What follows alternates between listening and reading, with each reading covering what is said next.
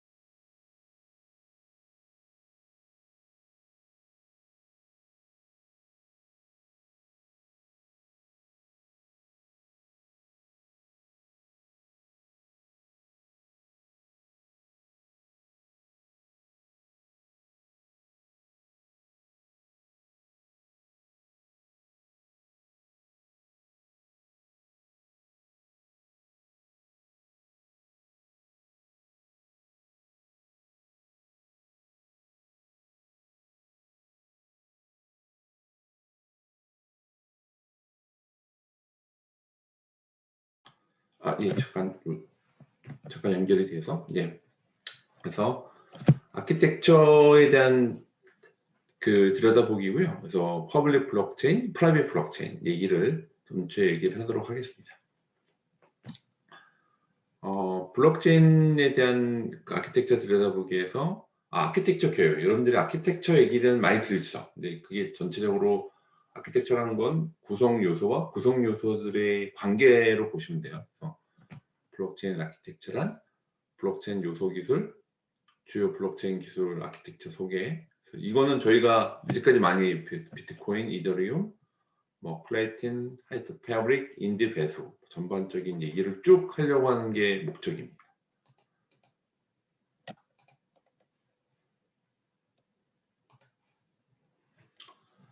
자, 그래서 블록체인이 이제 시스템 아키텍처는 어떤 거냐? 블록체인 기술을 이용해서 기존의 서비스를 확장하여 저장하고 관리하는데 데이터의 이제 신뢰성 증가시키는 형태의 어플리케이션 및 실행 구조. 그래서 아키텍처라는 다시 한번 말씀드리면 구성 요소와 구성 요소들의 관계예요. 그런 관점에서 블록체인 네트워크, 스마트 컨트랙트, 웹 서버, 웹 클라이언트 이게 블록체인 영역이 있죠. 그리고 기존 웹 서비스 영역이 있어요. 블록체인 영역에서 이걸 어떻게 네트워크를 어떻게 구성하고 스마트 컨트랙트 구성할 수 있지. 원장, DB 형태의 블록체인 영역이 있고 웹 서버, 웹 클라이언트는 기존 데이터베이스, 기존 웹 서비스, 그러니까 프론트엔드 단에 대한 거는 그대로 유지가 되고 데이터 그때 몇 번 네트워크 아니면 데이터베이스 같은 그런 쪽에서 영역에서의 블록체인이 활용이 된 그쪽에서 활용이 되고 포지셔닝 돼 있다고 말씀드렸죠. 그래서 블록체인 시스템 아키텍처는 블록체인 기술을 이용해서 기존의 서비스를 확장하고 저장 관리하는데 데이터의 신뢰성을 증가시킨 형태의 어플리케이션 및 실행 구조다라고 보시면 되고요. 그래서 아키텍처라고 하는 구성 요소를 말씀드렸죠. 구성 요소에서 여러 가지가 있을 수 있지만 크게 보면 처음에 저희가 보여주셨던 분황사장 네트워크, 블록체인에 대한 데이터, 그리고 합의 알고리즘이죠. 합의 알고리즘, 그리고 암호화폐, 크립토커런시에 대한 부분에서 수수료나 채굴 부분이 있고 지갑, 원리, 스마트 컨트랙트 실행 환경, SDK, 소프트웨어 디벨롭먼트 키트가 있고 이거를 호출하는 어플리케이션 SDK, 보안 기술, 공개키, 비밀키, TLS, PK, 인증 구조.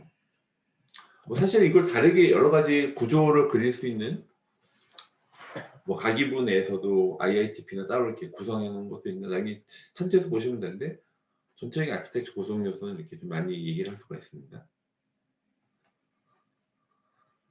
여기까지 보셨던 거 정리도 하실 겸 블록체인 네트워크에 대한 먼저 얘기는 블록체인 개념도에서 중앙 집중해서 P2P 형태로 각각 원장이 하나만 있었지만 중앙에 지금은 원장을 다 같이 갖고 있는 블록체인형 P2P 네트워크다라는 걸 배우셨고 하이퍼레이트 패브릭 그쪽 컨소시엄 네트워크에서도 현재는 이렇게 클라이언트 단이 있고 각각 ORG 안에서 이게 ORG 안에 피어가 있어요. 조직이 ORG A, B, C, D가 있고 이 안에 오더링 서비스라고 해서 레저가 파란색이 보이죠. 레저가 이렇게 관련돼서 채널로 연결되어 있는 부분. 여기서는 파란색 같은 레저는 다 같이 공유를 하고 있는 거고요. 레저 Y는 다른 채널로 인해서 여기 이 ORG-C하고 ORG-D만 갖고 있다고 보시면 돼요. 이런 식으로 각각 구조가 좀 달라요. 네트워크 구조가. 이제 이거는 좀 상세하게 여러분들 배우실 텐데, 일단 이건 네트워크 구조가 있다. 이거는 이더리움 네트워크예요. 이더리움 네트워크에서는 이제 이더리움 이제 상세히 배우실 텐데, 전반적인 부분에는 이쪽이 어플리케이션 레이어고, 이더리움 풀노드가 있습니다. 이 안에 이더리움 각각 노드가 있는데, 풀노드 안에 뭐 JSON RPC에서 EVM 레벨에서 하는 부분이 있는데, 그 부분에서 메모리 풀, 블록체인 DB가 있는데, 여기 블록체인 네트워크겠죠. 풀노드 이런 부분이 있고, 마이닝 노드, 풀노드 마이닝 노드 쪽에서 이쪽에서 네트워크 플러스 데이터를 갖고 있는 원장이 있는 것들이 여기서 있죠. 그래서 이더리움 네트워크 구조. 여러분들 이 안에 상세히 있는 구조들은 실습할 때 좀 더 배우실 텐데, 이런 구조가 돼 있다. 일단 이해를 하시는 게 좋고, 뭐 스마트 컨트랙이란 앞에서 배우셨지만 서면으로 이루어져 있던 계약을 코드로 구현하고 특정 조건이 충족됐을 때 해당 계약이 이행되도록 하는 개념이다. 블록체인에서 동작하는 운영 프로그램 단위로 스마트 컨트랙의 개발 흐름은 웹 운영 프로그램 개발과 유사하다. 그렇죠? 이쪽이 스마트 컨트랙 개발. 그래서 이더리움이나 솔리디티나 하이퍼라이저는 고 자바라는 부분 체인 코드로 되어 있고요. 스마트 컨트랙 배포해요. 그래서 스마트 컨트랙 배포가 이더리움은 EVM에서 하이퍼라이저 피어에서 블록체인 네트워크에 각각 이제 배포가 되고 실행되고, 물론 그 구조가 좀 다르긴 합니다만, 그래서 블록체인 네트워크의 원장들이 다 같이 공유하게 되고요. 사용자에서는 서비스 호출해요. 브라우저에서. 그럼 스마트 컨트랙으로 이미 배포됐던 스마트 컨트랙을 호출해서 여기서 실행되는 부분. 그래서 거기서 스마트 컨트랙 수행 결과가 다시 서비스 인자를 받는다. 하이레벨에 봤으면 이렇게 좀 진행이 됩니다. 운용 시스템 어플리케이션이란 여러분들 다 개발에 관련되어 있는 분과 아닌 분도 있어서, 어플리케이션이라는 것은 스마트폰, 노트북 혹은 데스크탑 컴퓨터에서 특정 작업을 위해서 컴퓨터를 작동시키는 것이죠. 특정 작업을 수행하기 위해서 그 처리 방법과 순서를 기술하는 명령어와 자료로 구성되어 있고, 컴퓨터에게 지시할 일련의 처리 작업 내용이고요. 사용자 프로그램에 있어서 조작에 의해서 실행됩니다. 조작되는 프로그램. 그래서 어플리케이션 관계자는 운용자, 오퍼레이터, 프로그램을 실행하고 관리하고, 개발자는 프로그램 구축을 위한 기획에서부터 분석 설계, 개발, 구현의 모든 과정에 참여하는 프로그램 작성하는 사람이고, 사용자는 이용하는 사람이죠. 근데 요즘은 데브옵스라고 해서 이제 이 개발과 운영을 같이 하는 경우가 많이 있습니다. 프로그래밍 언어의 인지도인데요. 지금은 원래 자바가 많이 썼다가 지금 여기 보시면 파이썬이 제일 많이 쓰고 있죠. 그래서 요즘 여러분들이 프로그램을 새로 배우신 분이면 저는 파이썬을 좀 추천드립니다. 뭐 텐서플로우나 이제 그쪽 데이터 분석, AI에서 제일 많이 쓰고 있는 언어이기도 하고요. 이제 고 랭귀지로 이제 하이퍼레이저나 이더리움이나 다 쪽에서는 뭐 고나 노드.js 같은 게 있는데, 일단 여러분들 새로 배우고 싶으면 좀 파이썬을 좀 추천드립니다. 자, 어플리케이션 생태계예요. 그래서 처음에 기획을 하죠. 그리고 분석 설계, 개발, 구현하는 요 흐름은 뭐 블록체인뿐만 아니라 모든 어플리케이션에 대한 것들한테 마찬가지입니다.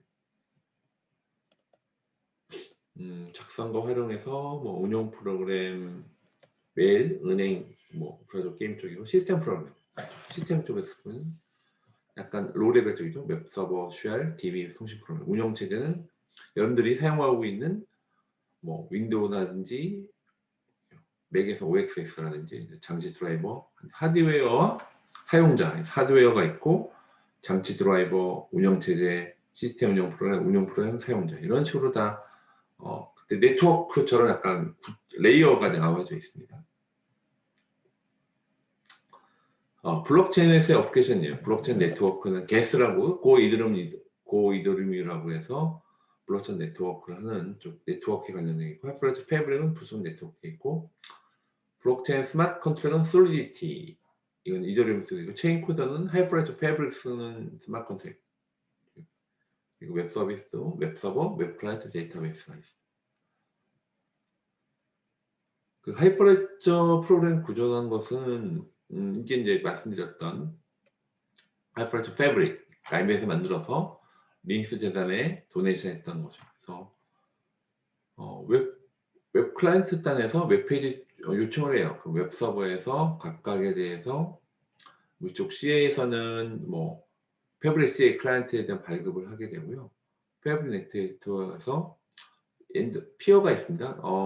이더리움 비트코인은 노드가 하나지만 하이퍼레저 패브릭은 구조 나눠져 있죠. 어떻게 나눠져 있죠? 피어와 오더러로 나눠져 있습니다. 피어에 대한 부분들, 여기선 보증 커미트 피어가 있고, 오더러, 체인 코드가 인보크해서 거기 관련된 리스폰스 받고, 그 안에 원장에 대한 월드 스테이트는 카우치DB, 컴피그에서 제인스 블록, 채널, TX, 크립토 컴피그에서 오더러, 나중에 이제 자세히 배우실 텐데, 이런 것들이 하이퍼레저 구조가 되어 있고, 재밌는 건 더커라고 하는 컨테이너 기술이 있어요. 그래 더커 형태로 더커 네트워크에서 이게 다 설치가 되어 있습니다. 피어, 오더러, CA는 전체적으로 인증을 담당하는 쪽이고요. 그리고 피어, 오더러, 체인 코드를 호출했을 때 체인 코드가 인보크 됐을 때 이 어플리케이션에 대한 것들은 나중에 이 어플리케이션에서 이제 이 블록체인 네트워크, 패브릭 네트워크로 송신하게 되는 거예요. 그래서 얘네 오더러도 있고 이렇게 나눠져 있다. 이게 유분투라고 하는 리눅스 위에서 돌게 있습니다.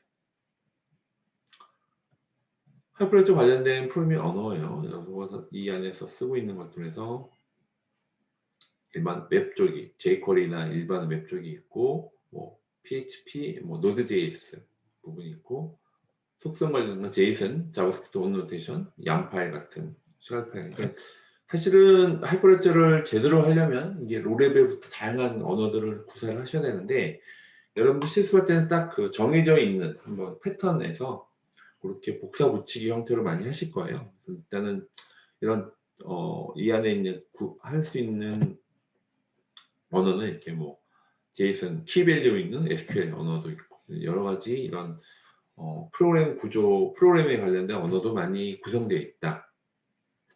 뭐 유틸리티는 뭐 더커는 컨테이너 기술이고, 피어, 오더러, C, 카우치DB, 크립토에 대해서 처음에 제인스 블록 하는 거고, 컴피그 트랜지션 제어할 수 있는 거고, 이제 비주얼 스튜디오 설치하셔야 되고, 리눅스 위에 웹 브라우저, 에픽, 뭐 여러 가지 이런 리눅스에서 쓰는 유틸리티를 얘기하시죠. 여러분들이 하나하나 아키텍처 하시면 운영체제 OS라고 하죠. 컴퓨터 하드웨어와 운영 프로그램 간의 인터페이스 역할을 합니다. 그래서 CPU, 메모리 같은 컴퓨터 자원을 관리하고 사용자에게 편의를 제공합니다. 그래서 하드웨어가 있죠. CPU, 뭐 장치, 메모리들이 있을 때 소프트웨어가 운영체제가 이 하드웨어와 사용자 중간에서 인터페이스 역할을 합니다. 하드웨어와 운영 프로그램 간의 인터페이스 역할을 하게 됩니다. 운영체제가 안드로이드 자체가 나와 있죠. 그래서 피지컬 하드웨어, 여러분 스마트폰 많이 쓰고 있는데 그 안에서 메모리도 있고 프로세스 이런 부분들이 리눅스 2.6 하드웨어에 대해서, 그러니까 여러분들 쓰고 있는 안드로이드 자체도 OS가 리눅스 계열이라고 보시면 됩니다. 그래서 안드로이드 플랫폼에 대한 부분들이 있고요. 운영체제 기능들에 대해서는 하드웨어가 있고, 하드웨어 인터페이스를 보면 메모리에 대한 관리, 프로세스 관리, 장치 관리, 파일 관리들을 하게 됩니다. 이 운영체제 기능이고요. 현대 운영체제의 특징들은 뭐 멀티코어를 지원하고, 뭐 전체 모빌리티, 그러니까 저희가 스마트폰처럼 그런 게 있고, 버추얼라이제이션 아니면 이제 컨테이너 기술처럼 약간 좀 잘 이렇게 하나의 물리적인 하드웨어를 가상화시켜서 논리적으로 쓸 수 있도록 하는 그런 것들이 좀 현대 운영체제 특징입니다. 운영체제와 플랫폼, 프레임워크입니다. 프레임워크는 어떤 목적을 달성하기 위해 복잡하게 얽혀져 있는 문제를 해결하기 위한 구조이며 소프트웨어 개발에서 하나의 이제 뼈대 역할을 합니다. 컴퓨팅 플랫폼은 소프트웨어가 구동 가능한 하드웨어 아키텍처나 소프트웨어 프레임워크를 종류를 설명하는 단어다. 일반적으로 플랫폼은 컴퓨터 아키텍처, 운영체제, 프로그래밍 언어, 그리고 관련 런타임 라이브러리 또는 GUI를 포함한다. 하드웨어나 소프트웨어 프레임워크를 같이 묶어놓은 게 컴퓨팅 플랫폼이다 생각하시면 되고요. 블록체인에서 운영체제는 블록체인 네트워크를 운영하기 위한 기반, 하이퍼레저, 패브릭의 오더러, 피어, CA 카츠드 이런 요소들이 있어요. 구동되고 있는 리눅스, 그러니까 위에 있는 다커라고 하는 연인더트를 리눅스라고 하는 부분이고요. 보통 이제 블록체인 어디서 돌아가니? 라고 하면 리눅스에서 돌아갈 때 하이퍼레저 패브릭은 물론 이제 여러분들 윈도우에서도 돌아갈 수 있긴 한데 실제 이제 서비스를 하려면 보통 리눅스 기반이 많이 쓰긴 합니다. 블록체인 플랫폼, 블록체인 구동과 개발을 위해서 구성되어지는 하드웨어와 소프트웨어의 조합입니다. 리눅스, 하이퍼레저 패브릭 구동 이미지, 다커, 체인 코드 SDK, 웹 서비스 SDK, 실행 환경, 운영 환경 전반적인 것들이 구성되어 있는 조합입니다. 웹 어플리케이션은 여러분들이 이제 웹을 많이 쓰고 계실 텐데요. 웹 어플리케이션 또는 웹 앱은 소프트웨어 공학적 관점에서 인터넷이나 인터넷을 통해 웹 브라우저에서 이용할 수 있는 운영 소프트웨어. 웹 서비스는 네트워크상에서 다른 종류의 컴퓨터들 간의 상호작용하기 위한 소프트웨어 시스템이다. 그래서 웹서버하고 웹브라우저가 있죠. 사용자가 하는 웹에서 요청 응답한 웹서버에서 위임하고 결과 어플리케이션 서버에서 뭐 비즈니스 로직 처리하고 3티어로 되어 있죠. 이제 웹서버, 어플리케이션 서버, 데이터베이스, 웹 데이터베이스 서버. 그러니까 이게 아주 전형적인 3티어 아키텍처로 되어 있습니다. 그래서 사용자가 해서 웹서버, 어플리케이션 서버, 이 안에 비즈니스 로직, 데이터 관리 들어가 있고 실제 SQL 쿼리에서 데이터베이스 있는 이게 아주 일반적인 3티어라고 하는 구조입니다. 웹 어플리케이션 또는 웹에서 운영할 수 있는 소프트웨어에 대한 저희가 아주 일반적인 웹 어플리케이션에 대한 구조, 웹 어플리케이션에 대한 아키텍처라고 보시면 됩니다. 자, 그래서 웹 서비스 일반입니다. 그 스태틱 페이지는 아주 정적인 거죠. 그래서 스태틱 자꾸잖아요. 뭐 get, pass, index.html 웹 서버에서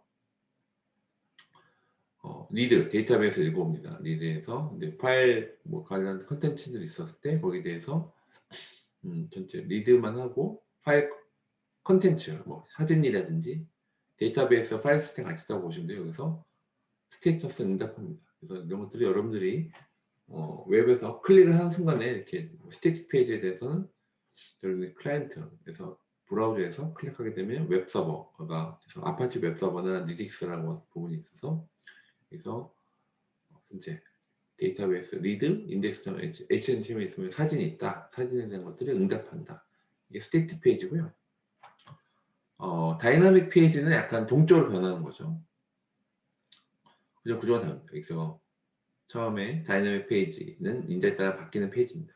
get 뭐 전체 패키지에서 UID가 앨리스에 대한 부분이 있었을 때 to get 리드에서 서블릿에서 거기다 리스폰스를 하게 되는데 여기서 리스폰스 하게 되는데 여기서 데이터베이스로 이제 이렇게 파라미터가 있어요. 예를 들면 뭐 몇 번째 몇 번째까지 나는 거기 페이지 갖고 가는 데이터베이스에서 여기서 이제 제 등의 부분들이 리스폰스를 앨리스 하게 되고 여기서는 또 밥에 대한 부분들이 했을 때는 똑같이 동적으로 바뀌게 돼서 여기서 리스폰스 하게 돼요. 데이터베이스를 호출할 때 정적 페이지들은 그냥 그대로 오고 사진 같은 페이지고요.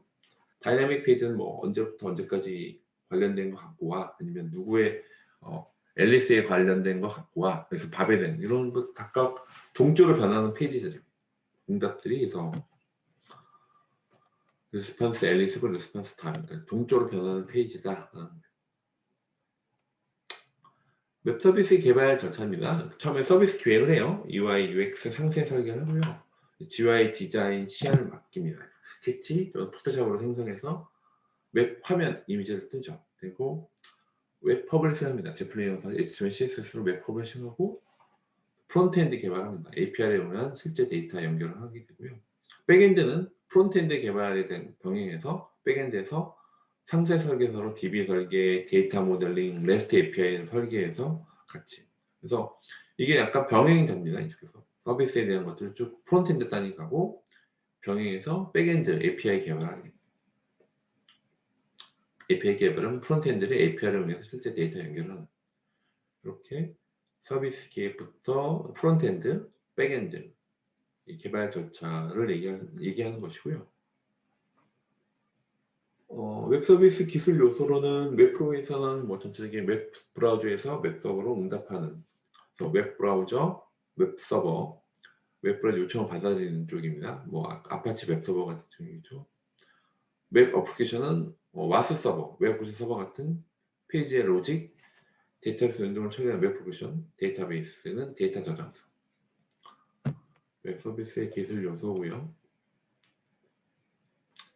뭐 실행 구조는 이렇게 프론트엔드 단에서 뭐 Vue.js에서 백엔드는 이렇게 여러분들 아까 프론트엔드는 뭐 자바스크립트로 실제 이제 프론트엔드 사용자가 접하는 프론트엔드가요.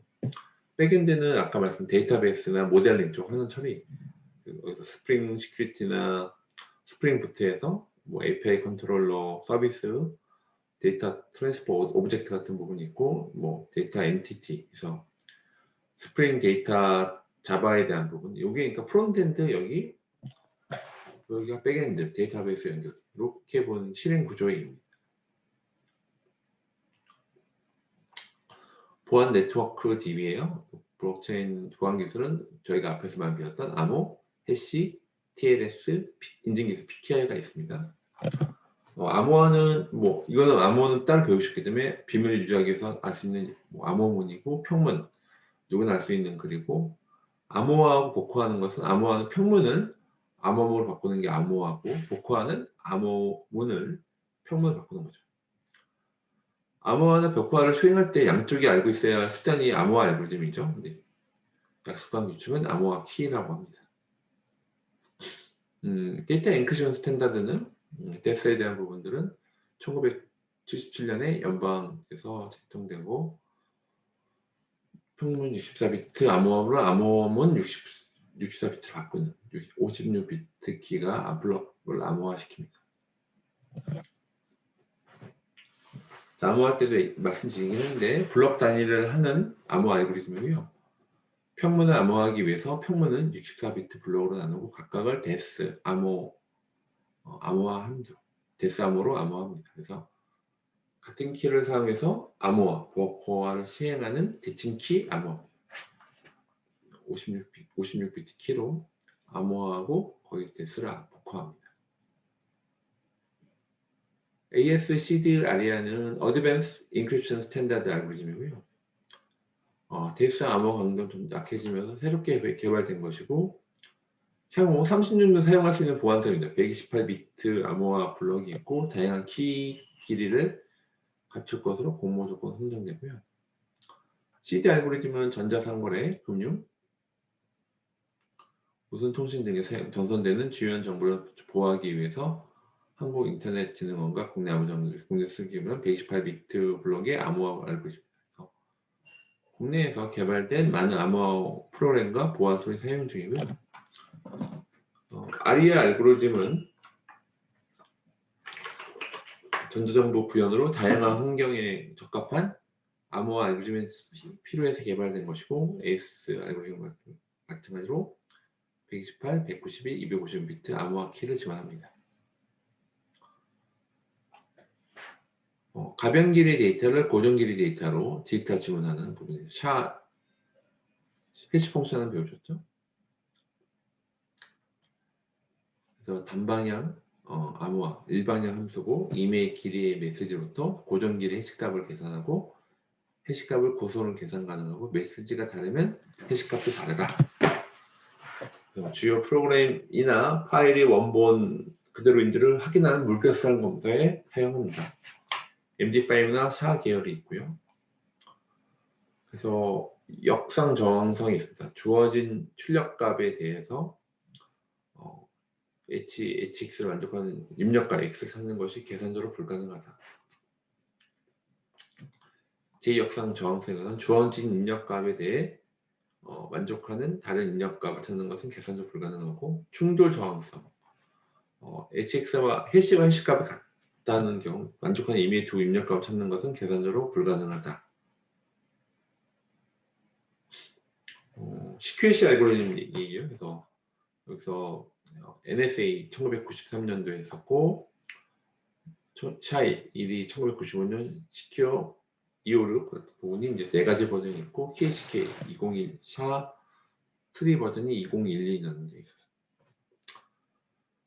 그래서 이제 해시 크기가 이제 SHA-256 부분 있죠. 256과 224가 있었고, 내부 상태 크기가 256비트, 블록 크기가 512, 길이 한계가 있어서 이렇게 좀 워드 크기, 과정수 각각 CQ 새로 나온 버전에 대해서는 점점 큰 시큐어 해시 알고리즘에 대한 것들이 점점 늘어나고 있고요.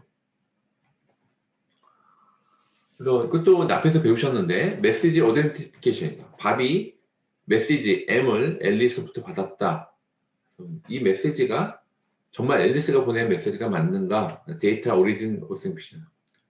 이 메시지가 변경된 것은 아닌가? 데이터 엔트리에 대한 부분은 앨리스는 메시지 어덴티피케이션 코드 맥을 붙여서 전송한다.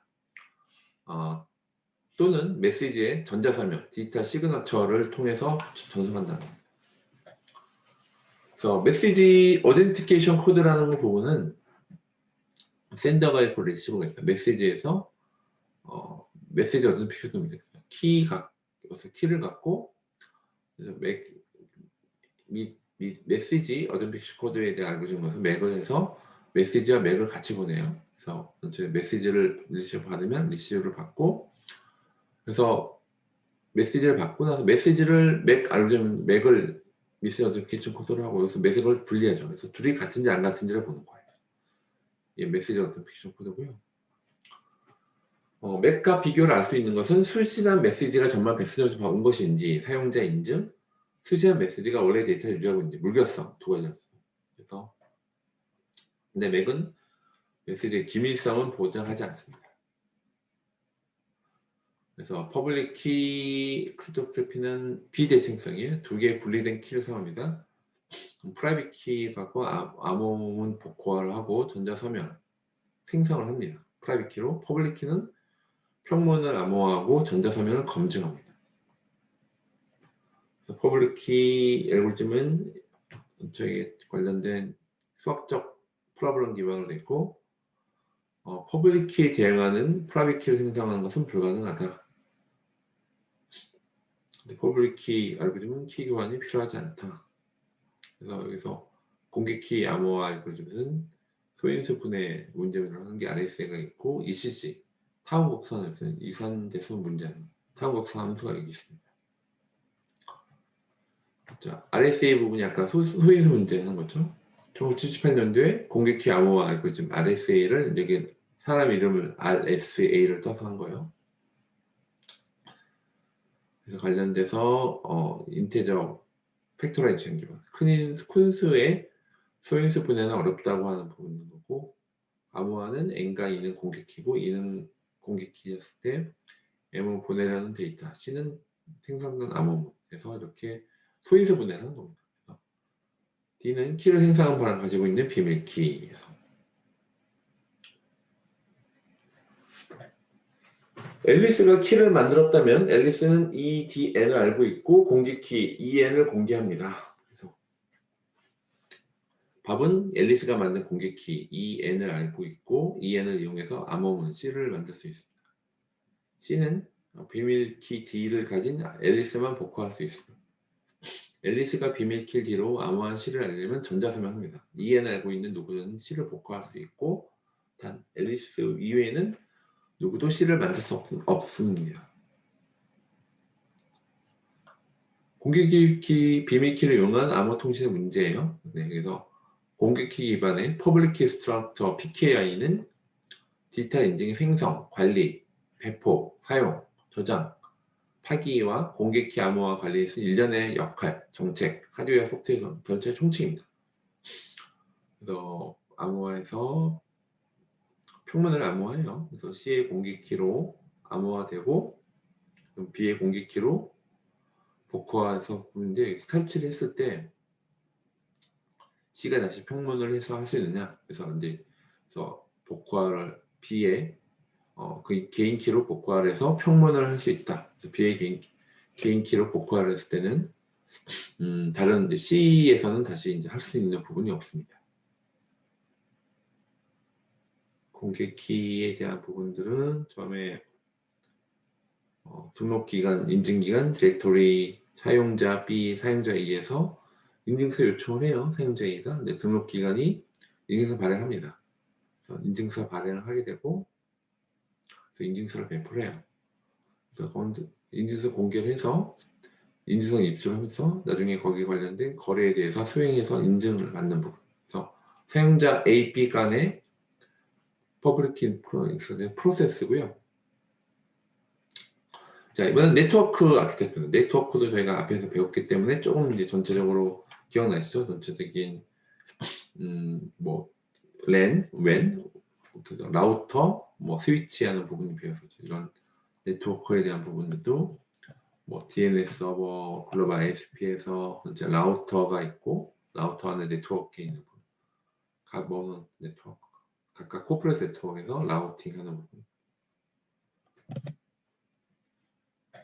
프로토콜이란 저희 프로토콜이 뭐지? 컴퓨터 통신 프로토콜 데이터를 원활히 주고받을 수 있도록 정한 약속 TCP/IP 프로토콜 기억나시죠?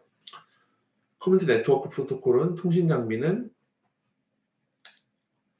서로 간 통신 방법이 미리 정의되어 있어고 같은 통신 프로토콜 지원하는 장비에서만 통신이 가능하다. 컴퓨터 통신은 네트워크 형태로 진행된다. 그래서 컴퓨터 네트워크 프로토콜이라고 부릅니다. 컴퓨터 통신에 대한 프로토콜, 컴퓨터 네트워크 프로토콜. 통신 프로토콜에 대한 부분이에요. 그 효율적, 안정적으로 통신할 수 있도록 미리 정한 약속이에요. 그래서 사용자 A가 각각 있는데 통신 장비에 있습니다. 통신 프로토콜은 효율성, 안전성 각각에 대한 통신 프로토콜 통해서만 합니다. 그래서 효율적으로 주어진 통신 채널을 최대한 이용할 수 있어야 되고 안정적, 비정상적인 장애 발생 시에도 안정되게 동작해야 되고 표준화, 널리 사용될 수 있는 미리 표준화되어야 된다. 통신 프로토콜의 특징이고요. OSA 7 계층 기억나시죠? 뭐 피지컬 레이어, 데이터 링크 레이어, 네트워크 레이어, 트랜스포트 레이어, 세션 레이어, 프렌션 레이어, 모르킹 레이어. 그래서 점점점 캡슐라이제이션 돼요. 데이터에서 계속 헤더가 붙죠. 어플리케이션 레이어에서 각각 프렌션 레이어 헤더가 붙고, 세션 레이어 헤더 붙고, 트랜스포트 레이어, 이게 IP 프로토콜 TCP, 그래서 트랜스포트 레이어 헤더가 계속 붙죠. 네트워크 레이어, 데이터 링크 레이어, 피지컬 레이어. 그래서 이렇게 데이터 트랜스미션이 됩니다. 그래서 각각 여기서 이렇게 내려왔다 다시 올라가는 거예요. 각각 있는 헤더를 각각 띱니다. 그래서 데이터 링크 레이어에 대한 것들을 하고 그 헤더에 대해서 입력하고 여기서 캡슐레이션, 디캡슐. 그래서 데이터 링크 레이어 해석하고 그다음에 헤더를 없애. 그다음에 디캡슐을 시키고 네트워크 레이어 중요한 레이어죠. 그래서 IP에서 관련 헤더를 갖고 헤더 하나씩 없어지는 게 보이시죠? 그 다음에 트랜스포트 레이어에서 디캡슐 시키고 세션 레이어에서 디캡슐 시키고 프레젠셜 레이어, 어플리케이션 레이어. 그래서 결국은 어플리케이션 받는. 그래서 프로세스에 대한 부분들이 데이터가 가는 것들이 이렇게 데이터를 갔을 때 이런 캡슐레이션 전송되고 디캡슐. 그래서 데이터가 전송이 된다는 것이죠. 그래서 인터넷과 서브 네트워크 이것은 뭐 앞에서도 아까 네트워크 시간에 배운 것도 있기 때문에 핵심적인 하고 넘어갈게요. 인터넷을 이용한 두 호스트 사이의 통신이 인터넷을 이용하기 위해서 TCP/IP 프로토콜이 설치되어 있어야 되는 거고요. 호스트는 라우터를 경우에 서로 연결합니다. 그래서 호스트는 인터넷에 물리적으로 접속하기 위해 네트워크 액세스 프로토콜이 필요하고요. 네트워크 액세스 프로토콜, IP 계층이 서브 네트워크, 아까 TCP/IP라고 말했죠. OSI 세븐레이에서 네트워크 계층에서 IP 계층이 서브 네트워크 이용한 프로토콜, 서브 네트워크입니다. 그래서 이쪽에서 앞에서 봤었던 것은 운영 계층에 있어서 TCP, UDP 부분이 종점간 트랜스포트 계층 서비스 하나이고 IP는 네트워크 액세스 계층에서 네트워크 액세스 프로토콜을 갖고 이쪽 라우터에서 여기 인터넷망이에요. 그래서 IP 서브 네트워크 통해서 네트워크 액세스 프로토콜을 갖고 라우팅 하게 됩니다. 이쪽 서브 네트워크에 있는 IP 통해서 이쪽에 있는 네트워크 액세스 계층을 통해서 TCP, UDP에 대한 헤더를 갖고 운영층. 그러니까 이 운영층에서 운영층으로 넘어갔을 때 이게 바로 딱 넘어가는 게 아니라 이렇게 캡슐레이션 돼서 라우팅 돼서 디캡슐 된다. 이런 얘기를 하는 겁니다. 서브 네트워크에서 이더넷, 패킷 교환 등 ATM 등 데이터를 실제로 전달해주는 네트워크입니다. 네트워크 액세스 계층 서브 네트워크 통해서 넘어가는 것들이 있어. 이들은 패킷 교환 등 직접 데이터를 실제로 전달해주는 네트워크입니다. 서브 네트워크 부분이 이 IP 및 서브에서 IP에 있는 OS7에서 네트워크 레이어입니다. 이쪽에 네트워크 액세스 계층에서 네트워크 액세스 프로토콜 통해서 이쪽에서 직접 라우터에서 IP의 서브 네트워크 통해서 돌아가게 됩니다. 그래서 이쪽에 딱 매핑이 되죠. 운영계층, TCP, UDP, IP. 운영계층, TCP, UDP, IP. 이쪽에서 라우팅해서 라우터 액세스 프로토콜 넘어가게 됩니다. 소켓, TCP나 UDP 같은 트랜스포트 계층을 이용한 API, 소켓 프로그램이라는 건데 1982년 BSD 유닉스 4.1에서 공개되고요. 모든 유닉스 운영 체제에서 제공합니다. 소켓 프로그램 얘기만 들었을 텐데 윈도우에서 윈소켓으로 제공되고 자바 네트워크 관련 클래스를 제공합니다. 네트워크 드라이브 TCP/IP 쪽이 있죠. 그래서 운영 소켓 프로그램을 통해서 소켓 인터페이스 통해서 움직이게 됩니다. 이 레이어를 만든 거예요. 피지컬 레이어, 그래서 데이터 링크 레이어, 네트워크 드라이버 부분이 네트워크 트랜스포트 이 TCP/IP 있는 통해서 트랜스포트 계층을 이용한 API. 그래서 각각 소켓 1, 소켓 2, 소켓 프로그램 자체가 소켓 인터페이스를 이런 걸 얘기합니다. 그래서 TCP, UDP 같은 트랜스포트 계층을 이용한 API, 그러니까 네트워크 프로그래밍을 보시면 돼요. 소켓 인터페이스. 그리고 TCP/IP 프로그래밍 기초, 연결, 어소시에이션 합니다. 클라이언트와 서버 간의 교환이 이루어지게 요구된 5가지 정보가 있습니다. 프로토콜에 대한 식별, 로컬 인터넷 주소, 로컬 포트 번호, 원격 인터넷 주소, 원격 포트 번호, 어소시에이션, 연결되는 부분이 있고, 트랜스포트 계층은 프로토콜 포트예요. 그러니까 주어진 호스트에 TCP/IP 트랜스포트 계층 프로토콜의 서비스를 이용하는 각 프로세스는 하나의 포트 번호가 할당됩니다. 포트대로는 사용되지 않고 포트 1번에서 255 잘 알려진 웰론 포트 부분이고요. 80 포트 같은 게 있죠. 포트 256에서 1023은 예약된 리저브된 포트 번호고 포트 1024에서 499는 잠시 사용하는 클라이언트 포트 번호 부분이고 5000에서 6535는 사용자 정의 포트인데 8080 포트 그런 부분이 있죠. 그래서 3가지 형태의 소켓 간의 형태예요. 그래서 여기서 보시면 TCP/IP 오덴티케이션 레이어, 아키텍처 레이어가 있죠. 그리고 이쪽에서 네트워크 드라이버와 네트워크 인터페이스 카드 NIC에 대한 부분이 있습니다. 그래서 3가지 형태의 소켓 간의 관계, 소켓 프로그래밍 여기서 보면 하드웨어, 네트워크 인터페이스, 인터넷, 트랜스포트, 운용이 있죠. 그래서 이제 이쪽 하드웨어 쪽이나 네트워크 인터페이스에서 하는 부분들은 데이터 피지컬 데이터 하는 부분들이 네트워크와 드라이버, 이게 NIC 카드, 인터페이스 카드가 이쪽이 보시면 되고요. 인터넷이 IP가 있고 트랜스포트 레이어가 TCP, UDP가 들어있죠. 이쪽에서 각각 뭐 스트림 소켓, 데이터그램 소켓, 로우 소켓을 하는 부분 있습니다. 그래서 세 가지 형태의 소켓과의 관계가 뭐 TCP 쪽 하는 UDP, 뭐 직접 IP를 하는 로우 소켓 하는 부분이고요. 소켓 주소라는 것은 많은 소켓 시스템 호출은 소켓 주소 정보를 포함하는 자료 구조에는 데이터 포지션처럼 준다. 유닉스 환경에서는 다음에 include 문장은 환경 운영 프로그램에서 소켓 식별자와 자유로 구조를 이용할 수 있도록 한다. include sys type h header, sys socket header가 있습니다. 일단 이쪽이 이제 OS7 레이어에서 알아보는 TCP/IP 아키텍처 레이어, 하드웨어, 네트워크 인터페이스, 인터넷, 트랜스포트 운용이 있죠. 그래서 각각 매핑되는 부분들이 이쪽 NIC고 인터넷 쪽이 IP 쪽이고 트랜스포트가 TCP나 UDP.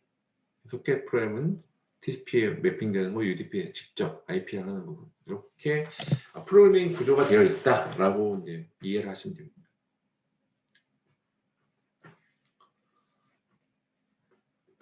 소켓 프로그래밍 운영 프로토콜이에요. 비연결 커넥션에서 운영 프로토콜은 비연결 운영 프로토콜을 운영하는 클라이언트 서버 운영은 UDP를 이용하여 통신하는 데이터그램 소켓을 이용한다. 여기서 앞에서 말했던 데이터그램 소켓, UDP랑 연관되죠. UDP 서버에서 바인딩하고 뭐 하는 부분에서 뭐 비연결 커넥션에서 UDP 클라이언트 입장에선 관련 샌딩하고 리폼하는. 나중에 팁코나 이런 메시지 할 때 UDP 쪽 UDP 프로토콜을 이용하는 경우가 좀 있습니다. 이쪽은 데이터 연결에 대한 데이터그램 소켓. 자, 이거는 커넥션 오리엔티드 프로토콜이에요. 이거는 이제 TCP 쪽이죠.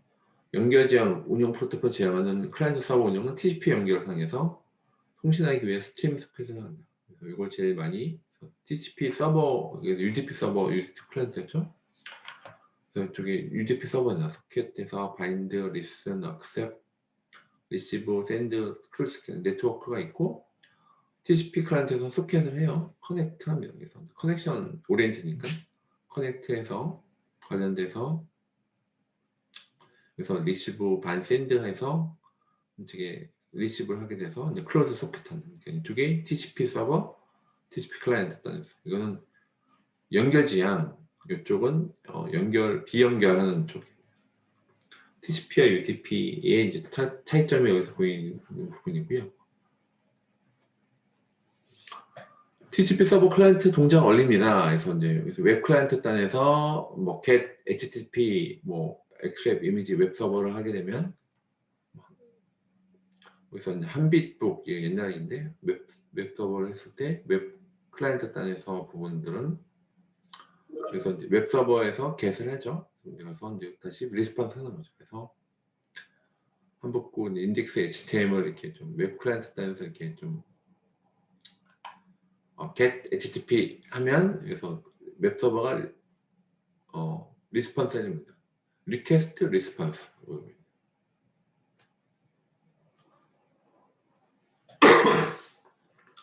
TCP 서버 클라이언트 동작 방식인데요. 그래서 이제 TCP 서버가 리슨하고 이제 클라이언트 단에서 커넥트해요. 리퀘스트 할 때 커넥트하고 억셉트해서 리시버에서 그래서 여기서 커넥트해서 이쪽에서 샌드에서 이제 전축에 관련된 또 샌드가 어떤 네트워크에서 리시버하고 샌드가 그래서 이제 반응해서 리퀘스트한 리스폰스를 보내게 됩니다. 그래서 여기가 리시버하는 거. 그래서 커넥트 되고 억셉트 되고 관련돼서 나 이쪽으로 보내줘 하고 샌드해서 네트워크 통해서 리시버해서 관련된 샌드한 것들을 여기서 리시버 받는 이렇게 계속 뭐 전체 뭐 앵글로지 뭐 쉐이킹 한다는 얘기들이 있는데 어쨌든 클라이언트 단에서 커넥트 하게 돼서 네트워크 통해서 억셉트를 하게 되면 그래서 또 관련된 또 정보를 또 샌드를 해요. 네트워크 통해서 리시브를 하면 샌드가 관련해서 이쪽으로 리스폰스 하게 되고 샌드가 다시 선순환되게 됩니다. 자세히 얘기는 없는데 TCP 서버 클라이언트 동작 방식입니다. 서버는 먼저 실행해요. 클라이언트가 접속하기를 바랍니다. 그 리슨이죠. 여기서 있는 것들을 설명하는 거예요. 그래서 클라이언트 접속을 리슨하게 되고요. 클라이언트가 서버에게 접속, 커넥트하죠. 여기서 커넥트 합니다. 데이터를 보낸다, 샌드 하게 되고요. 서버는 클라이언트 접속을 수용하고 액셉트하고 클라이언트가 보낸 데이터를 받아서 처리한다. 서버는 처리한 데이터를 클라이언트에게 샌드 하게 되고요. 클라이언트는 서버가 보낸 데이터를 리시버 해서 자신의 목적에 맞게 사용합니다. 앞에서 설명드렸던 내용들을 다시 얘기한 거고요. TCP 서버 클라이언트 동작 원리는 서버가 대기해요. TCP 서버 클라이언트 접속하게 됩니다. 접속하게 되고 TCP 클라이언트 1번이 여기 접속하게 되죠. 접속된 통신 대기가 돼서 클라이언트 1번이 통신 대기가 돼서 통신을 하게 되고 대기하고 통신 TCP 클라이언트가 붙어서 통신하고 대기하고 이런 붙이게 됩니다. 그래서 TCP 클라이언트 1번부터 n번까지 계속 붙이게 됩니다. P2P 네트워크는 뭐 서버에서 P2P 이건 많이 들었죠. 블록체인과 P2P는 각 피어가 P2P 네트워크로 연결되어 있고 원장들을 공유한다. 웹 서비스는 RESTful 서비스 구조가 있습니다. RESTful 웹 서비스는 HTTPS는 시큐어한 거죠. 그래서 SS를 붙이는 프로토콜과 리소스를 전달하는 프레임워크다. 클라이언트와 서버 간의 구성 요소를 엄격하게 분리해서 표현을 단순화했다. 그래서 REST 클라이언트는 RESTful 웹 서비스가 있죠. RESTful 리퀘스트 핸들러, 서비스 핸들러, 데이터베이스 핸들러에서 클라이언트와 서버 간의 구성 요소를 엄격하게 분리해서 구현을 단순화시켰습니다. 이게 RESTful 클라이언트입니다.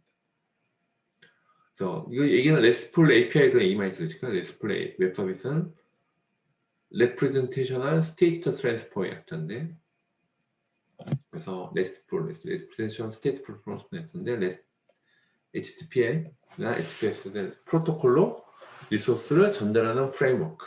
그래서 REST API라고 합니다. RESTful의 목표입니다. 클라이언트와 서버에서 개발한 내용을 명확하게 구분해서 상호 의존성을 줄입니다. 그래서 서로 다른 환경에서도 서비스를 제공할 수 있도록 인터페이스의 범용성을 확보하고요. REST API 각각을 독립적으로 배포할 수 있고 REST API 메시지만으로 쉽게 이해할 수 있는 포용 구조로 되어 있습니다. 그래서 REST 기반의 웹 서비스에서 리소스 전달을 기준으로 URI를 표현해야 한다. 서비스 요청 및 전달에 대한 설계는 HTTPS 메소드, get, post, put, delete로 표현할 수 있습니다. post는 post를 통해서 해당 URI를 요청하면 리소스를 생성하는 것이고요. get은 get을 통해서 해당 리소스를 리소스를 조회하고 해당 다큐멘트에 대한 자세한 정보를 로드하고요. put은 put을 통해서 해당 리소스를 수정하고 delete는 delete 통해서 해당 리소스를 삭제할 수 있습니다. 그래서 REST API에서는 post, get, put, delete를 쓰게 됩니다. 그래서 블록체인 웹 서비스 RESTful 구조입니다. 그래서 이게 클라이언트, REST 웹 서비스 서버, 블록체인 네트워크가 있어요.